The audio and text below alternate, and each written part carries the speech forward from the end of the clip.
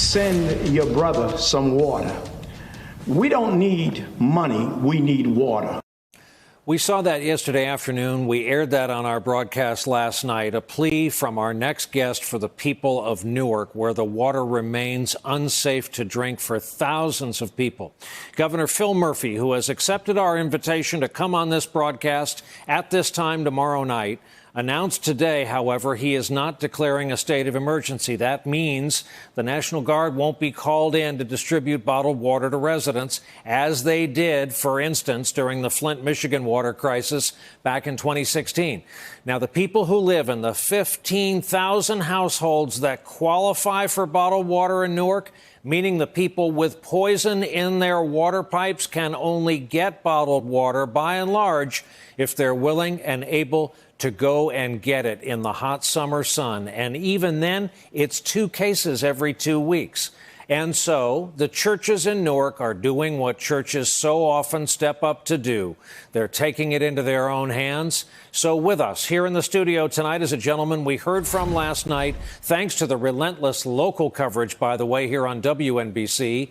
Bishop Jethro James, pastor of the Paradise Baptist Church in Newark. Thank you so much for coming across the river to be with us tonight. Thank you for having me. It's my pleasure and my honor. Bishop, what am I missing about this story that would prevent people from treating it as a health care emergency, as a crisis? This particular governor has decided to put politics over people. He called state of emergencies and spent $30 million for some storms that didn't materialize. And yet and still, we know that New Jersey leads the lower 48 when it comes to low birth rate in babies in the Latino and African American community. We know that Newark leads that group in New Jersey.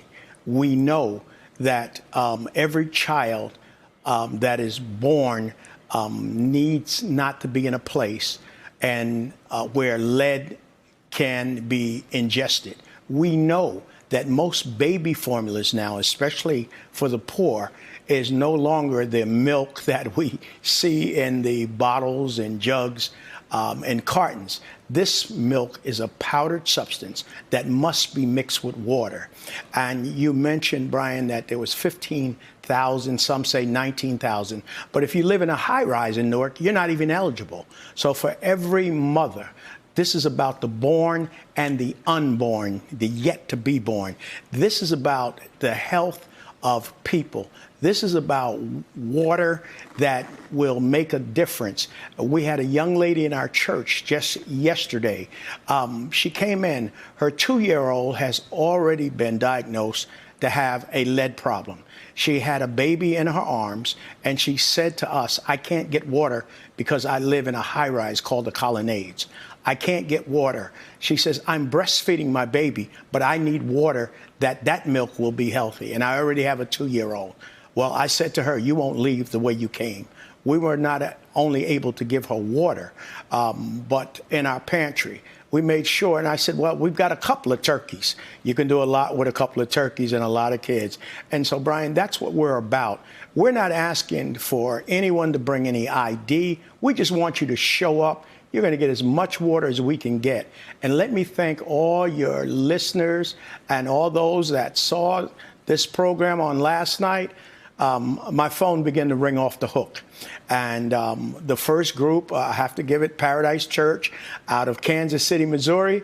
They've gone to Sam's Club. They paid the bill out there. We're picking up, I don't know how many pallets of water first thing in the morning. And you've had volunteers get in touch saying, let's do what our state has refused to do. Let's take this around to people. Well, not only volunteers to take it around to people, but we have volunteers, and I have to mention Assemblyman Holly. They went to the senior buildings where the senior citizen can have a dignity in life. It's 90 degrees. It's 95 degrees, heat index of over 100 degrees. And so they just had to go downstairs and get their water. Wow. We have a list right now that exist of homebound seniors. We're going to hit them tomorrow.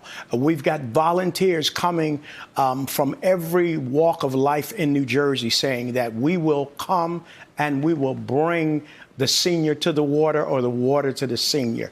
We are excited. We're looking at buildings. We have other clergy, such as, have to mention my friend Joe Carter at the New Hope Church on Sussex Avenue, who has capacity. We have parking lots we can store. We've got volunteers to unload trailers.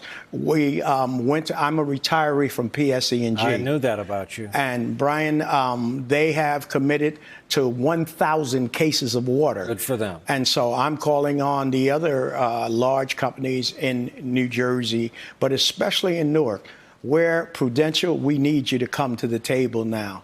We're asking for, I believe it's the Pabst people and others, the breweries, the Budweiser people, come to the table now. We're asking for Panasonic, come to the table. We're not asking you for your money, we're asking you for water. And we are loving it because it gives us an opportunity to do what is right by our people.